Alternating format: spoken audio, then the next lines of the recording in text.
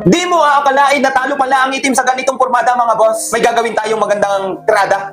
Alam nyo ba kung paano? Sige, paliwanag ko muna. Ang unang titira, ang puti papunta dyan sa ibabaw. Yan. Kung nandyan na, ay dama na. At ang itim papunta dito sa ibaba. Kung nandyan na, ay dama na. Yan. Paano natalo, boss? Ang gimog. Yan. Padamahin natin. Para kung dito, ay talo siya.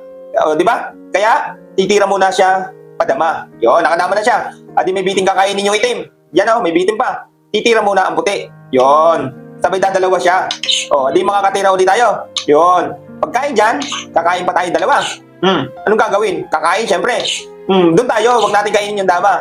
O, pag dito siya, di yari siya, wala siyang malapagan. Natural, ilag yan. Pag ilag, pabalikin natin. O, di ba? Yun, o. Ganyan na nangyari, mga kadama, o. Yan, tira doon. Pabalik-balik na, nako. O, so, di ba? O, nako, talo na yan. O, wag natin subukan, o, magpapakain siya. O, syempre, dito tayo. O, ano pang gagawin niyo dyan? Tira dyan? Eh, pinakain na. Talo na kasi. Thank you, mga katama.